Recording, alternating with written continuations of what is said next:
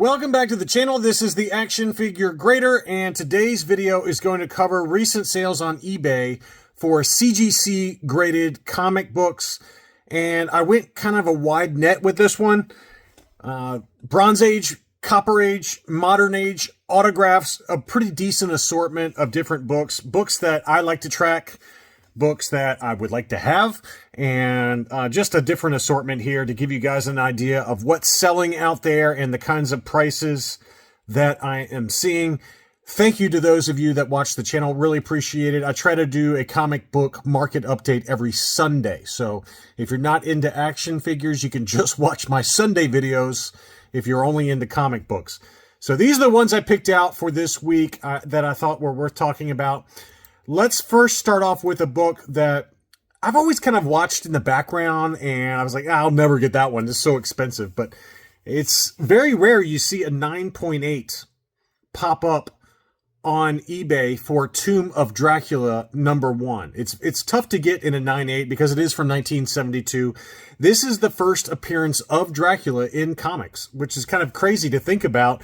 Given the Golden Age and the Silver Age and all that, you never really had the true first appearance of Dracula until 1972. And this is Tomb of Dracula #1. Again, tough to get in a 9.8. It's not impossible. There are, a few on the census, but it's a fairly low population of 9.8s for this book. And it's a great cover. It's really, really awesome cover.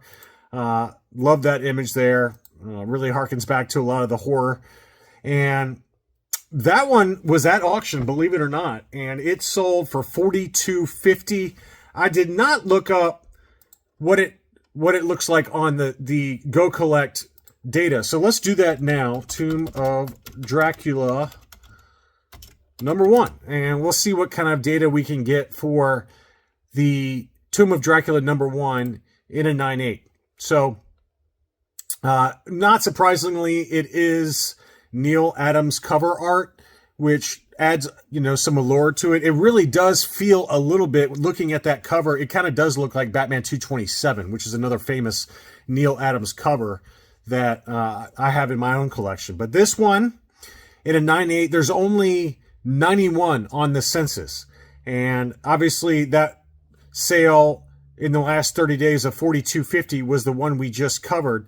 They've got a fair market value of $4,600. So this number from this sale that was just on eBay is one of the lower price points that we've seen in a while. And you can kind of track how these prices look. There was one in February of 2025 that sold at a fixed price auction of $4,900, which you could probably make an argument that person overpaid, given that the previous auction before that for a 9.8 with white pages was $43.20, and that was on Heritage back in June of 2024. So, pretty consistently since the end of 2023, they've been in this ballpark, discounting that best offer from May of 2024. 48, 45, 60, 43.20. Then obviously that one that was a fixed price at $4,900. Now this one at $42.50. So to me, it feels like that $4,200 to $4,500 range, depending on colors and how recently it was graded, scuffs on the case, miswrap, things like that. This one was a very, very clean copy that sold. It was an older grade. It was, you can see there by the serial number that it starts with a 201, while recently graded books are in the 45s right now for the serial numbers from CGC. So that's a strong sale, I feel like, for an auction for this book. Obviously, it's not as high as some of the other recent ones, but given that we're kind of in a down market right now, I feel like that was a pretty fair price for what that was. But beautiful copy, and that one was an interesting sale you don't see pop up much, given that there's only one of about 91 on the census. Next up, we got Star Wars #68, but this is the Canadian price variant for Star Wars 68, the most desirable of the three. You got the direct, you got the newsstand, and then you got the Canadian price variant. And this one has really dropped in price, as most Star Wars books have. Last year, even last fall, this was going $2,300 to $2,500. This one sold in a make an offer situation where it was listed for $2,000 Canadian, which was $1,430. US dollars. The best offer accepted was about $1,300 US dollars. It was $12.97 when doing the conversion rate as of today. So a pretty significant price drop for this book. About half, it's down about 50% in the last year for that one. So again, that's the first appearance of the planet Mandalore and Mandalorians in comic books. It's a great book, great cover, obviously. Finn Shiza's on the cover there, not Boba Fett. And I've got this one in a direct edition. I paid a boatload for it. Definitely mistimed the market for a direct edition sub $1,000 now. I probably paid about double that. So gulp. But this one for the Canadian price variant, $1,400. Again, that's a significant drop from last fall when it was going for $2,200 to $2,400. Next up, we had an interesting Ahsoka #1. This was listed as an SDCC Virgin variant. It doesn't mention SDCC on the cover. It says Stash Loot Virgin Edition, which, again, it could have been an SDCC only exclusive. Do love the cover art. Great cover art. That one's signed by Rosario Dawson, and we've got a number of other signed books we're going to get to in a little while. But this one was a beauty, sold for $375. That seems to be about the going rate for any Ahsoka #1 that's been signed by Rosario Dawson. That one was a beautiful cover. Something about that cover really is striking. Obviously, that was from season 1 where she cut the circle out and dropped down into the hole and was fighting those mechanized guardians, on her quest. So that is a great looking cover though for $375. Batman Harley Quinn, no number. This is a one shot. This is from 1999. This is the origin and first appearance of Harley Quinn in DC Universe continuity. Obviously, Batman Adventures 12 is her first overall appearance, but within continuity, this is the amazing and creepy Alex Ross cover, and this one sold in an auction for $320. That one's also down a little bit, obviously not surprising given how poorly not Batman, but the Joker Part 2 did with Lady Gaga and Joaquin Phoenix. I don't know how to pronounce his name, but was pretty much universally panned as a movie, which is a shame because there was some kind of heat leading up to it. But Harley Quinn books have definitely come back down as a result of that poor reception of the movie, which I don't know if it really matters. I mean, I feel like there should be a decoupling these days between comics and what's going on in the movie scene, the movie universe. But there is still occasionally some books that get some fire and get some heat in terms of prices based on what's announced for movies or what's done well in movies and things like that. But it's not quite what it used to be back during the pre-COVID era and even during COVID era. It does seem like there's a little bit more decoupling going on, but this is a book that I think is worth having in your own collection. It's just a really great cover, and if you're a big Batman and Harley Quinn fan like I am, that's just a good one to have. But now's not a bad time to get this book. This one does show every scuff too. You can see this one's got some bad scuffs on the back, which will hold the price back. You can see some scuffs on the cover there.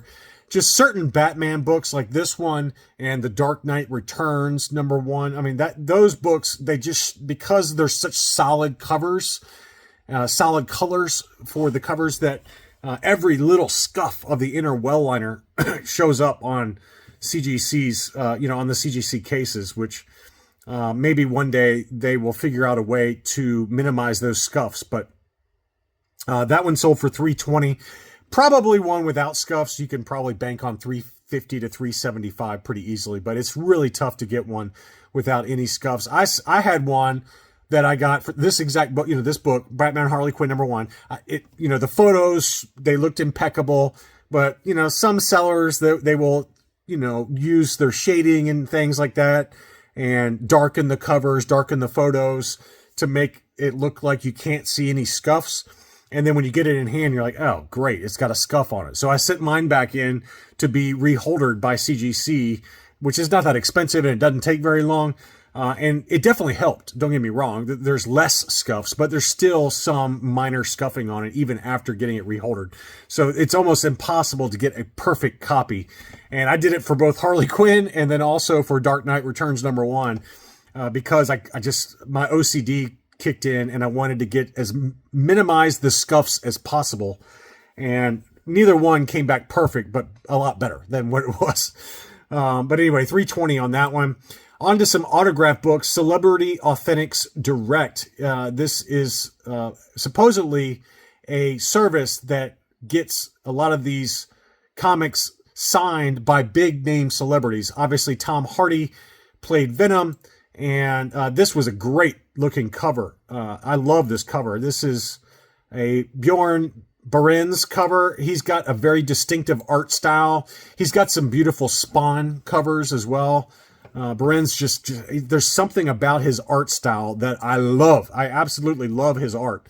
And most of them are not that expensive in a 9.8. I mean, because they're non-key issues, but they make for great books to get autographed. And this is one of those where Tom Hardy signed it, and he's got a very lazy signature, by the way, which some celebrities have very lazy signatures. I would say that this one qualifies as a pretty lazy signature, but it's a great cover. It shows Venom fighting Carnage there, and that's the kind of book that I like to get autographed, where it's got great cover art.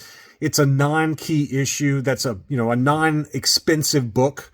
I would never want to send in an expensive book to one of these celebrity authentics, one of these authentication companies or Star Wars Autograph Universe, because you don't know how the celebrity's actually going to handle the book, right?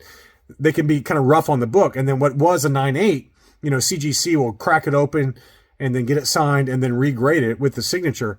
But if the celebrity has really mangled it during the autograph session, it's not going to come back a 9.8.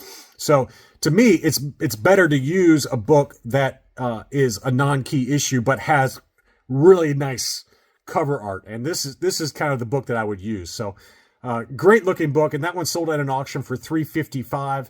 That's probably a seller I need to add to my watch list or to my, sellers to watch out for, because I'm probably going to get a few autograph books whenever I decide to buy something, because these are the kind of things I like to get. Batman, the official motion picture adaptation. This was a one-shot as well, signed by Michael Keaton. This is kind of a key book without any autograph on it, but it's not as expensive as... There's a second cover that is a little bit more expensive than this one. This is kind of the more standard cover. So again, I think this is a pretty safe one to use, but man, signed by Michael Keaton. And how cool would it be to have one signed by both Michael Keaton and Jack Nicholson? That would be a really hot book and very expensive, I imagine. But this shows you that certain actors, they really do command a big number for a CGC 9.8 signature series, because they don't do a lot of these kind of signatures. Michael Keaton doesn't need the money, right? He's pretty wealthy as it is, and he probably doesn't do a lot of these, so that really drives what the final price is going to be for a lot of these. But this is the prestige format for the official motion picture adaptation of the 1989 Batman movie.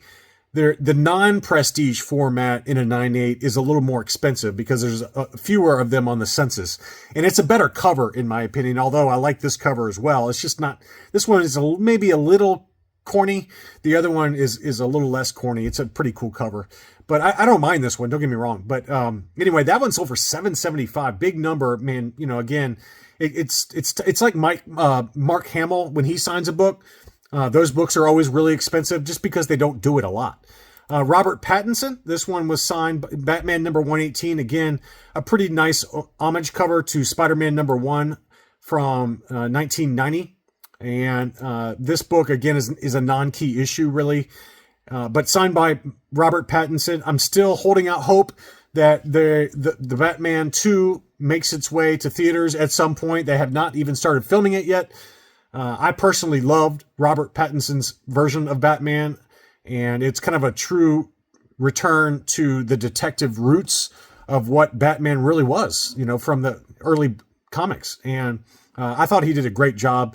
He's not everyone's cup of tea, apparently, but me personally, I really hope they make a sequel to that movie. But it's kind of stuck in development hell right now. Matt Reeves is rumored to be leaving it, and there's been some disputes in terms of the script and blah blah blah. So maybe it never happens. I personally hope it does. I'll be seeing it open weekend if I can. if it ever makes its way to theaters, but probably at least 2 years away based on what's going on behind the scenes for the development of that movie. But this one's signed by Robert Pattinson, 454.69. We had a Frank Miller signed Batman 404. That's another one I wouldn't mind getting signed. Batman 404 is a key issue by itself. Year one storyline begins, but it's not that expensive. It's like a $180 book unsigned, but Frank Miller obviously was the story writer for this one, and it's a pretty classic series from the 1980s. Great crime alley cover showing Bruce Wayne next to Martha and I forgot his dad's name, but you got his parents there and then Bruce Wayne there. So Thomas Wayne, thank you, Brain, for coming through. Thomas and Martha Wayne dead in crime alley with Bruce Wayne next to their bodies. So that's a pretty classic cover. $465 is the going rate. I found several different sales, all recent, for this book, signed by Frank Miller in a 9/8 signature series. $465 seems to be the going rate for that book. A 9-signed Batman book. This is one I do have in my own collection. I think I have a newsstand. And this one is the first Jason Todd in the Robin costume.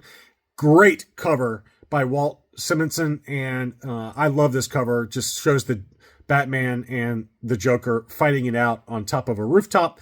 And this Batman 366 is from 1983. This one sold for $240. Not bad. Not a bad sales price there. And we have seen some that we're going to get to here towards the end where there has been some heat. There has been some price increases relative to even the last couple of months.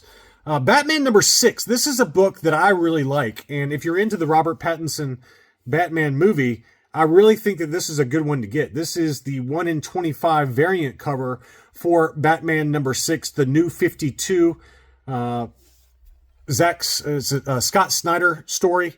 And I've got the regular cover A for Batman number 6, which is a very creepy cover.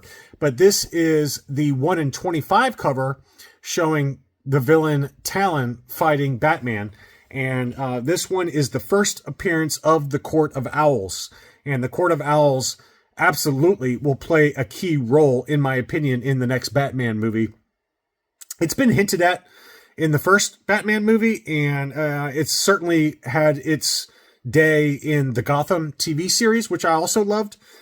But this one, is a book that it's a 1 in 25 ratio variant, and it's held its value fairly well, although it had been a little bit pricier, but it's getting pretty tempting at this price point of $295. That's a price I'd pay right now for that book. And again, I've got the regular cover A, which I should have pulled one up for you because, well, I'll do it right now since I've got Go Collect up. Batman number 6. But this cover to me is one of my favorite modern covers for Batman books. And so this is it right here. I just love this cover. This is just an unbelievable cover. That's kind of a creepy, nightmarish vision of the Batman mixed with an owl. And I love it. I saw this in, a comic shop and I was like, what in the hell is going on here? I've got to buy this book. And the story backs it up. The story is incredible. So great Greg Capullo cover. And that's another book that I would take a look at getting in a 9/8. It's a key issue, first appearance of the Court of Owls in a 9/8. There's a lot of them on the census, 419 of them on the census. And you're looking at a fair market value of $270 with, a pretty, it's a pretty easy get. The 1 year average is $228. There hasn't been any sales in the last 30 days for this book, but $228 is the 1 year average. The 90-day moving average is about $260. So given that, this 1 in 25 ratio variant is a lot, there's one of these for every 25 of the other cover. And you're able to get a 9/8 for this book for only about $50 more than what the standard cover A is going for in a 9/8. This feels like a really good deal right now. So if you can see another one of these pop up in a 9/8, the 1 in 25 variant cover for around that $300 price point, I would grab it because it's much fewer on the census. And let's see if we can find that census information for you for that book. Here it is right here. So in a 9.8, there's only 96 of these in a 9.8 versus the standard cover A where there's over 400 of them. So again, if you can find that, they got the fair market value listed at 400. This last sale was at 295. That was a good buy. So those kind of deals are out there, and that's why I am a member of Go Collect, because you can find this kind of information out. But man, I kind of wish I had seen that, because that might have been. I'm actually kind of glad I didn't, because I probably would have bought it. But I'm holding strong right now to about 6 months without buying anything. But that one would have been very tempting. G.I. Joe number 155. This is the last issue in the original G.I. Joe Vintage Marvel run from 1994. Now, this was only a 9.6, but it shows you how expensive this book is. This one still sold for $201 because there's very few of these printed. It was a low print run. It was kind of towards the end of the run. Nobody cared about G.I. Joe by 1994. And so I was kind of curious to see where this one would end up. In a 9.8, you can probably bank on $400 to $500, but in a 9.6 white pager, this still sold at $201. So I personally like this cover a lot, and I don't have it, but it is the final issue from the original G.I. Joe run. Transformers number 8. I've got the direct edition, which is the first full appearance of the Dinobots. Great cover. That one sold at $265. And then we had a newsstand edition, 9.8.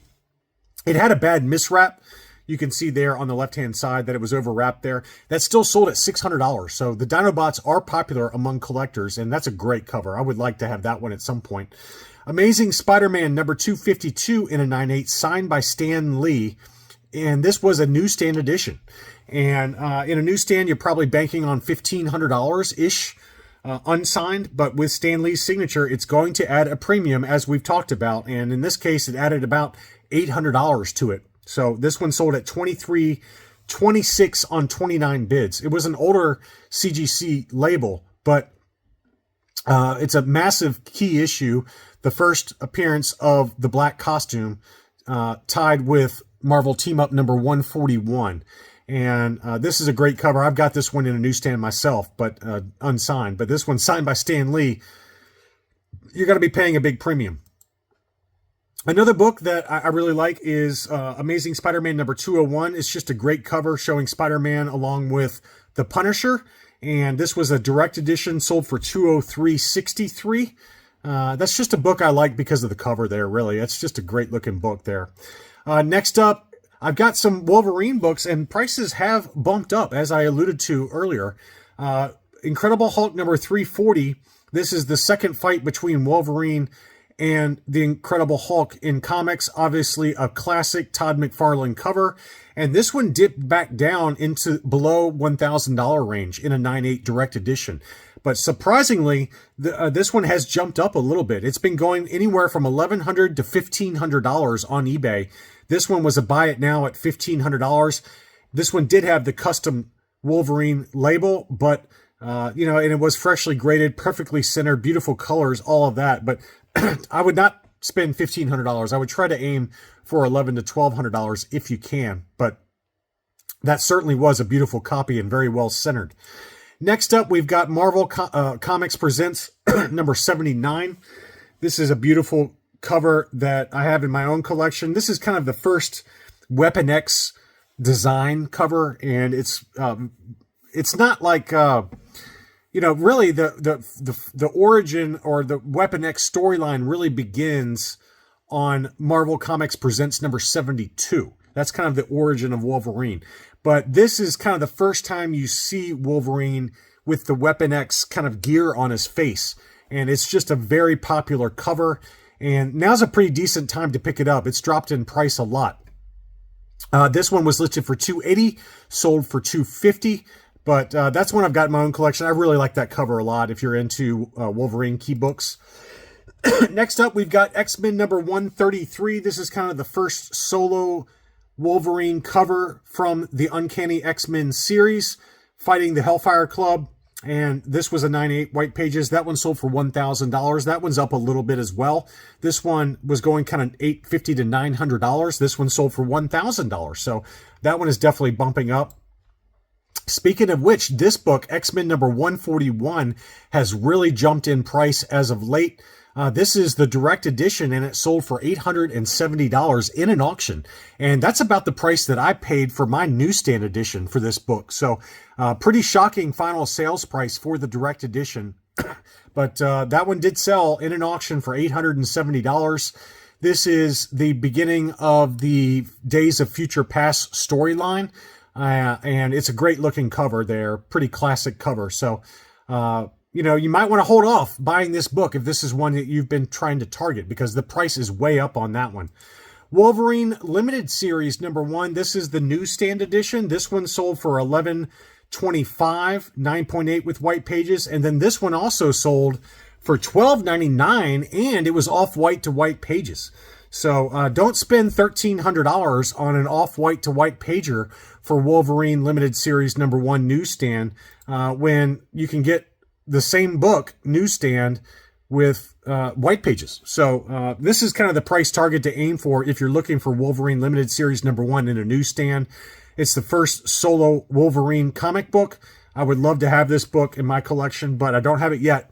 9.8 with white pages. That's a good price target to aim for. Don't overspend though. $1,300 for an off-white to white pager is too much to spend. So anyway, that's all I really had for this look at recent sales of CGC graded comics. I hope you enjoyed it. Be sure to leave me a like if you did. Thanks again for watching, and I'll be back soon.